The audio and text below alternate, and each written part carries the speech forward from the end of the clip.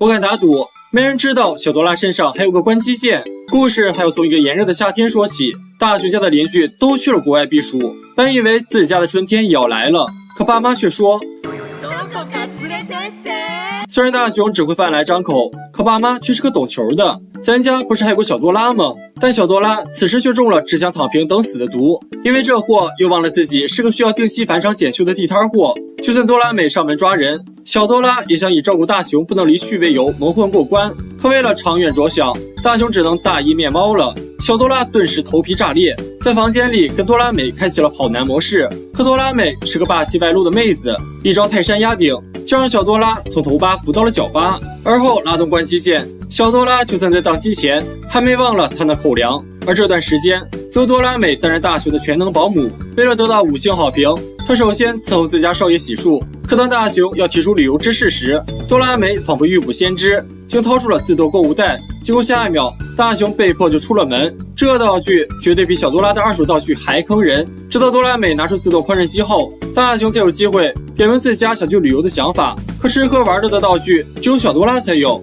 于是多拉美亲自上手掏兜，拿出个自称航空旅行袋的高端货。可大雄万万没想到，箱子一避开，自己就成了可以端上桌的兔肉。大雄生怕这妹子再按下杀手，想要阻止。可这次多拉美一发入魂，拿出了任意门。听说一家人想找个静静的地方，于是这就带着他们去见了静静。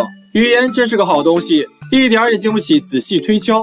听说大雄想体验高铁的感觉，于是好家伙，直接把任意门当成了车门。然而就在乘客离开之时，一个蓝色的胖子也被一桶打包带走了。知道小多拉不靠谱，没想到他的妹妹也很离谱。大雄一家只好降低标准，去山顶吹吹凉风也好。岂料这一次差点将大雄一波送走。经过9981难，终于来到了避暑胜地。大雄跟老爸钓鱼钓得正嗨，岂料下一秒鱼竟然飘在了空中。多拉美棒棒的，只用一招就打碎了父子俩钓鱼的乐趣。与此同时，一辆驶向终点的列车上，竟发现了一头手拿铜锣烧的蓝色狸猫，足足要2人才能抬动。乘务员将它扔在了车站外面，殊不知小多拉脑袋太大，一个重心不稳就滚下了山坡。在山下遇到了2师兄，他无意间碰到了小多拉的尾巴，才让小多拉诈尸还魂。而大雄一家在去取便当的途中，听到路人说在附近看到了2条腿走路的蓝色狸猫，顿感不妙的2人回家查看，才意识到小多拉被拐了。如果在深山迷了路，那不就得亲人2行泪了吗？于是多拉美带上气味探测鼻，追随着铜锣烧的味道来到了一处悬崖。难不成这猫为了逃避体检就自寻短见？然而此时远处却飘来了白烟，2人穿越比人高的草丛，终于发现了还在冒烟的小多拉。原来他早已与爸妈会合，正在这儿整烧烤呢。吃饱喝足后，多拉美拿出垃圾吸铁石，顺便给大家带来快乐的后山做了个大扫除。接着众人又在夜景中观赏了萤火虫的灯光秀，便决定结束今天的旅游。可就在这时，2手任意门竟然坏了。但作为高质量人工智能，这点困难根本就不算困难。好家伙，不愧是头铁一族，体验了1日保姆的多拉美有点上头，竟准备留下来继续当个全能保姆。既然有这么好的妹妹，小多拉为何还一脸嫌弃呢？不要走开，下集更精彩。这是我见过最勇敢的小学生，绿色的帽子说戴就戴。古有武松打虎，今有大雄打狮，可为何这么勇猛的大雄就要在狮子面前往自己身上涂调味料呢？大雄和蓝胖子在空地上捡到个箱子，本以为开箱爆成装，却出了一只神丑胖虎养的舔狗酷哥。胖虎一看大雄把他牵回来了，气得直接关门送客，让大雄自己捡到的自己负责。虽然大雄总是被酷哥欺负，但狗狗是人类的朋友，怎能放任不管？蓝胖子想用听话帽子把酷哥训练成一条厉害的狗狗，也不管命令帽子有多绿，就往大雄头上扣，然后给酷哥戴上了服从帽子。明明是听话帽子，却让大雄玩成了杂耍帽子，气得酷哥直接张口说人话。原来胖虎又让他学猫叫，又让他跳舞，这简直就是对他狗哥的践踏。而且平时吃的也不好，也不陪他玩，可对于狗狗来说，认主了那就是一生的事情。作为猫科动物的蓝胖子听得相当气愤，拉着酷哥就要摩拳霍霍向胖虎。这下听话帽子就落入了大雄之手，小猫小狗之类的怎能配得上他野比海皇的名号呢？巧的是，空地上竟然真的如他所愿出现了一头狮子，大雄吓得撒丫子就跑，还去问小伙伴最近动物园的伙食是不是不太好。得到了否定答案的大雄又回到空地，刚才果然是自己的幻觉。可刚松一口气，狮子就跃起40米，眼看大雄就要成为午餐肉，服从帽子却扣在了狮子头上。这下大雄可威武了，不仅是个合格的驯兽师，还是世界上唯一徒手打倒狮子的小学生。可小伙伴们却一致认为狮子有演戏的成分，纷纷离开。如果不出意外的话，要出意外了，帽子竟然掉了。大雄也觉得绿帽子不能老戴，反手就扣在了狮子头上。这下狮子成了发号施令之人，大雄只能乖乖的带他去自己家。大雄本以为老妈能帮他一把，可摘了眼镜的老妈根本就是3米开外人畜不分，在他眼里狮子就是个毛发旺盛的猛男罢了。现在唯一的希望就是蓝胖子了。眼看他牵着酷哥到了家门口，可还没进门就又走了，留下大雄和饥肠辘辘的狮子共处一室。大雄在冰箱里翻肉时被老妈抓了个现行，儿子的命难道就不如一块肉吗？虽然冰箱已经被掏空了，但这些还不够给狮子塞牙缝的。看着光滑细嫩的大腿肉，紧致红润的脸颊肉，不就是食物的最佳人选吗？在替换帽子的作用下，大雄只能先把自己洗干净去腥，然后拿来盐和黄油脱光光之后给自己调味儿。眼看大雄即将命丧血盆大口，狮子突然停了下来。原来他嘴还挺刁的，没番茄酱人家可吃不下呢。家里正好没有番茄酱，大雄只好去买了一大包，准备用来涂身体。回家路上遇到了你的就是我的胖虎，帽子被抢走，直接扣在了自己头上。眼看胖虎要代替自己成为午餐肉，大雄扑倒胖虎，让帽子掉了下来。狮子再次出现，皮糙肉厚的胖虎显然更符合他的口味，胖虎只能大声呼救。没想到第一个冲上去的竟然是酷哥，即使体型差距很大，即使被拍飞，即使有被吃掉的可能，但为了主人，狗狗什么都可以做。关键时刻，蓝胖子一发缩小灯，让大狮子变成了小猫咪，而胖虎也终于回心转意，背着胖虎回家了。小伙伴们家里是否也有养宠物呢？都养的什么呢？不要走开，下集更精彩。好不容易赶上场大雪，羽绒服配短裤，大雄两人化身滚雪球大师，分分钟就滚好了2个雪球，插上嘴闭眼，再来顶红帽子，雪人就完成了。可后方敌军来袭，小夫拿着法国进口发射机，要把大雄打成筛子。面对雪球护面的残暴行为，蓝胖子掏出了毁灭地球炸弹。开个玩笑，其实是雪球投手。抓好雪球，蓝胖子一通操作发射，一球换球照连打，反倒激发了虎父二人的斗志。一场高科技雪球大战就此展开。可大雄这小体格刚刚开始就累了，胖虎找到破绽，3发雪球轰爆机器。蓝胖子的口袋里果然都是2手道具，虽然战败了，但大雄只关心雪人，要把这么可爱的雪人宝宝带回家。蓝胖子只好拿出机器人要素，只要把道具放入雪人体内，就会变成机器人。大雄满心期待，雪人还真就长出手脚动了起来。一人一猫一雪人踏上了回家之旅，那回头率是相当高。等红灯的空隙，第2倍的遇到了老师。老师教育大雄不能在路边堆雪人，这就是老师不懂了，人家可不是普通的雪人。老师差点惊掉了下巴。路过胖虎家时，雪人忽然停了下来，冲向胖虎家后院就要非法潜入。大雄连忙一把揪住，给雪人薅了下来。到了家的雪人终于安静了下来。可当老妈拿出围脖的那一刻，雪人又不淡定了，跟老妈玩起了拔河。看着围脖，雪人陷入了沉思。老妈享受着下午茶的时光，雪人又开始卖萌。眼看卖萌无效，雪人选择破门而入，就是一个飞扑，顿时地动山摇。大雄赶忙来营救，可雪人能有什么坏心思呢？人家只是想要个鼻子而已。蓝胖子的机器查无异常，那问题肯定就出在制作雪人的雪身上。蓝胖子拿出水电影，要看水的记忆，然后从雪人身上取下一块雪。随着雪水的融化，雪的记忆浮现在眼前，希望可以从中找到思绪线索。这片雪最初的记忆是2000年前，但无论是哪个年代，记忆都是被做成雪人。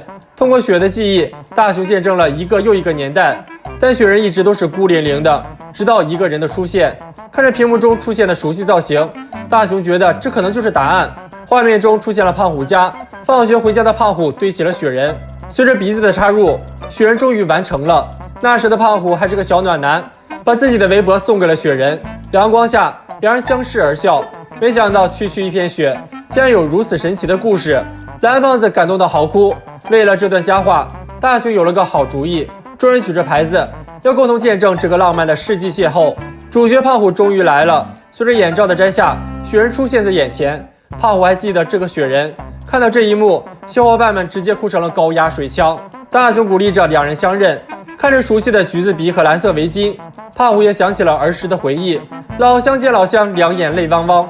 本以为是感人的世纪相拥，但别眨眼，高能反转来了。雪人一个助跑起飞，就是一记陈年老脚，直中胖虎面门。胖虎再起不能，小伙伴们都看呆了，连忙看当年的后续。原来在送出围脖后，胖虎不仅毁掉了雪人，吃了人家的鼻子，还踩爆了雪人的身躯。这份恨意已经深入雪人骨髓了。那么小伙伴们一般都会用什么来做雪人的鼻子呢？不要走开，下集更精彩。静香的贤妻属性不仅能下得了厨房，还能缝得了衣服。看着静香为人偶做潮服，大雄觉得真人的衣服静香也能行，做是能做，可家里缺布啊。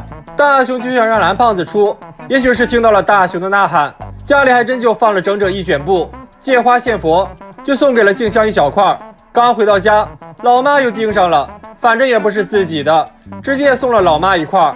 别人都有了，那大雄也得有。说着就裁了一块，要给自己做个斗篷，想化身超人拯救世界。谁知下一秒愿望就成真了，斗篷带着大雄做起了引体向上。蓝胖子刚送走猫女友，就看到被撞得痛不生育的大雄，使出浑身解数，就把自己摔了个狗啃泥。最后蓝胖子凭借体重优势成功救下了大雄。